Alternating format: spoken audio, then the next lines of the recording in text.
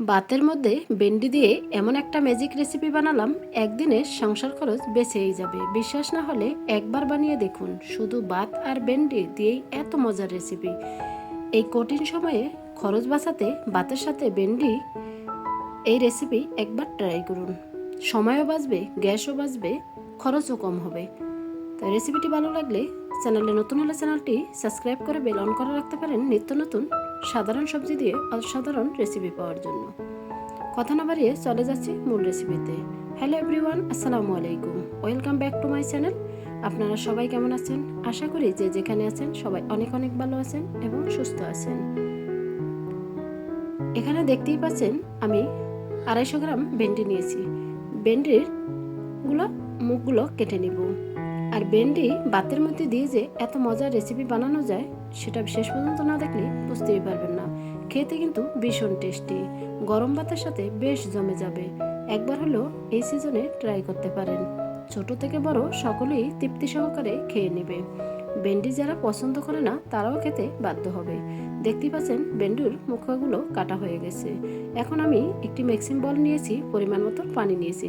পানিতে ভেন্ডিগুলো ভালো করে পরিষ্কার করে ধুয়ে নিছি। বন্ধুরা, ভিডিওর মাঝে এবং ভয়েসের মাঝে ভুল ত্রুটি হলে ক্ষমার দৃষ্টিতে দেখবেন। আর সবাই সবার জন্য দোয়া করবেন। ভেন্ডিগুলো একটু কষিয়ে ভালো করে ধুয়ে নিচ্ছি। এখন আমি একটি প্লেটে তুলে নিচ্ছি। আমি ঠিক যেভাবে বানিয়েছি আপনারাও ট্রাই করতে পারেন। এখন লাগবে আমার একটি রশি। রশিতে আমি ভেন্ডিগুলো বেঁধে নিব। বেঁধে ভাতের মধ্যে সিদ্ধ দিব। সেদ্ধ করা ভেন্ডি দিয়ে যে এত মজাদার আর এত লোভনীয় রেসিপি হয়, না দেখলে বুঝতেই পারবেন না। ভেন্ডিগুলো আমি রশি দিয়ে খুব সুন্দর করে বেঁধে নিয়েছি, দেখেই আপনারা বুঝতে পারছেন। আমি আগে থেকে প্যানে ভাত বসিয়ে দিয়েছি। ভাতগুলো বলক চলে আসছে এবং হাফ সিদ্ধ হয়ে গেছে। এই পর্যায়ে আমি ভেন্ডিগুলো দিয়ে দিব। ভেন্ডি সিদ্ধ হতে একদমই সময় লাগে না, তার জন্য ভাত যখন হাফ সিদ্ধ হয়ে গেছে তখনই ভেন্ডিগুলো দিয়ে দিচ্ছি। এখন দিয়ে ঢাকনা দিয়ে রেখে দিব কিছুক্ষণ পর ফিরে আসছি। দেখতেই পাচ্ছেন ভেন্ডিগুলো সিদ্ধ হয়ে গেছে। এখন আমি ভাতের থেকে ভেন্ডিটা তুলে নিব আর ভাতের মারটা গেলে নিব। ভিডিওটি দেখতে দেখতে যারা এ পর্যায়ে এসেছেন একটি লাইক দিতে ভুলে গেছেন, ছোট্ট একটি লাইক দিয়ে শেষ পর্যন্ত দেখুন। আশা করি আজকের রেসিপি আপনাদের কাছে খুবই ভালো লাগবে। রেসিপি ভালো লাগলে একটি শেয়ার করে সবাইকে দেখার সুযোগ করে দিবেন। তো ভেন্ডিগুলো আমি ভাত থেকে তুলে নিছি। এখন রসটা খুলে ঠান্ডা করে নিছি। আর দেখতেই পাচ্ছেন ভেন্ডিগুলো পুরোপুরি সিদ্ধ হয়ে গেছে। এ পর্যায়ে আমি কেটে নিব বড় সাইজের 2টি পেঁয়াজ। পেঁয়াজগুলো ছোট ছোট করে কেটে নিচ্ছি। পেঁয়াজগুলো একদম ছোট ছোট করে কাটা হয়ে গেছে। এখন আমি প্লেটে তুলে নিচ্ছি। যখন এই রেসিপিটি বানাবেন পেঁয়াজ রসুনের পরিমাণটা একটু বেশি নেবেন, তাহলে খেতে কিন্তু ভীষণ টেস্টি হবে।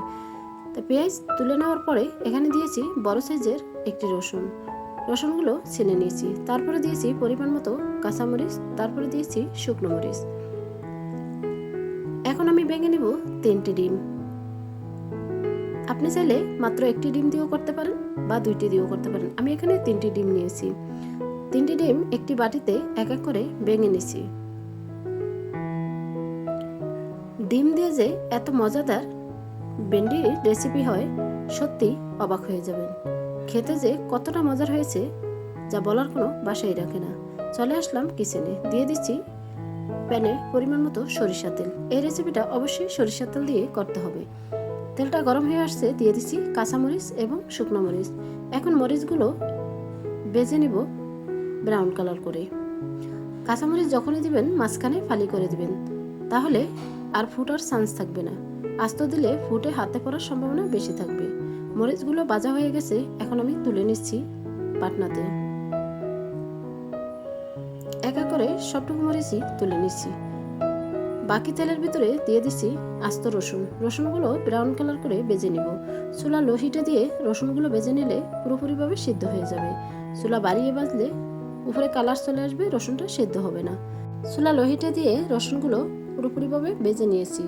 এখন তেল ঝরিয়ে তুলে নিচ্ছি।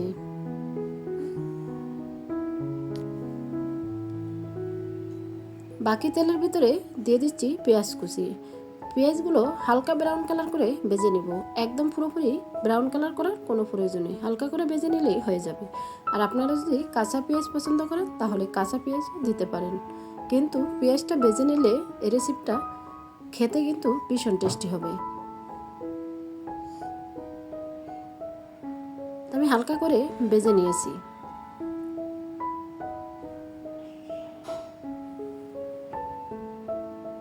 ভাজা হয়ে গেছে, এখন তেল ঝরিয়ে তুলে নিব একটি প্লেটে।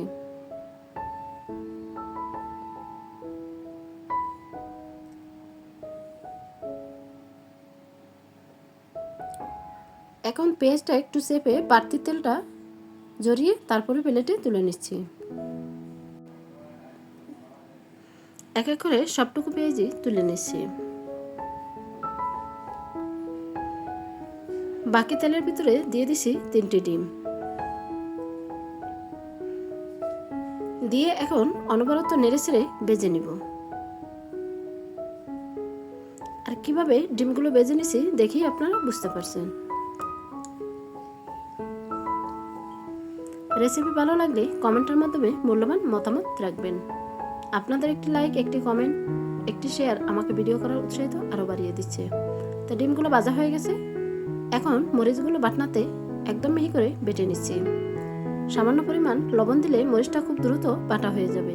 আপনারা চাইলে শিলপাটা অথবা ব্লেন্ডারে করে নিতে পারেন বা হাতেও কষলিয়ে করতে পারেন। আমি বাটনাতে মরিচ এবং রসুন ভালো করে বেটে নিচ্ছি।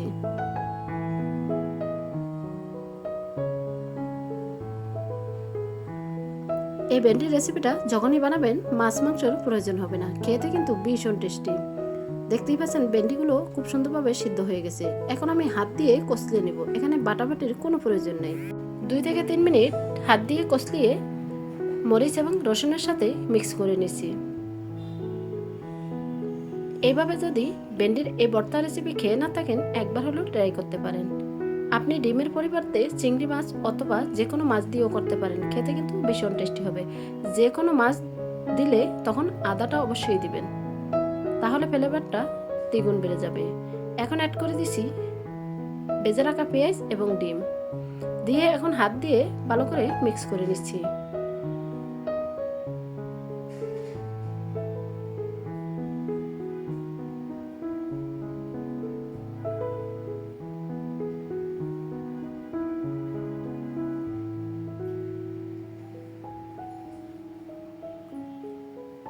দেখতেই পাচ্ছেন কতটা লোভনীয় হয়েছে ভেন্ডির ভর্তা রেসিপিটি। এখন কেটে নিছি পরিমাণ মতো ধনিয়া পাতা। ধনিয়া পাতা একদম কুচি করে কেটে নিয়েছি। এখন অ্যাড করে দিছি ভেন্ডির মধ্যে, তারপরে অ্যাড করে দিচ্ছি জাজালো সরিষা তেল। সরিষা তেলটা দিলে খেতে কিন্তু ভীষণ টেস্টি হয়। আপনারা এখানে চাইলে কাঁচা পেঁয়াজও দিতে পারেন যারা পছন্দ করেন, আর যারা পছন্দ না করেন তারা স্কিপ করতে পারেন। এখন হাত দিয়ে ভালো করে মিক্স করে নিছি। তৈরি হয়ে গেল খুবই মজাদার একটি ভেন্ডি ভর্তার রেসিপি, তাও আবার তেল ছাড়া ভাতে সিদ্ধ দিয়ে।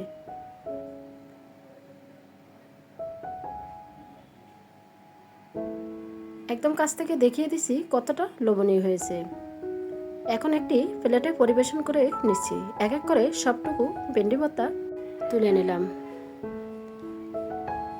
গরম ভাতের সাথে বেশ জমে যাবে, মাছ মাংস সত্যিই প্রয়োজন হবে না এই ভেন্ডি ভর্তার রেসিপিটি থাকলেও। আশা করি আজকের রেসিপি আপনাদের কাছে খুবই ভালো লেগেছে। তাই ভিডিওটি শেষ পর্যন্ত দেখার জন্য সবাইকে অসংখ্য ধন্যবাদ। সবার জন্য অনেক অনেক দোয়া এবং শুভকামনা রইল।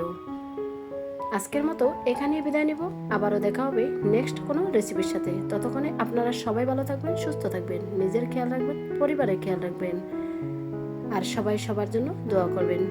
আমার ছেলেদের জন্য সবাই দোয়া করবেন। আসসালামু আলাইকুম রহমতুল্লাহি ওয়া বারাকাতুহু। আল্লাহ হাফেজ।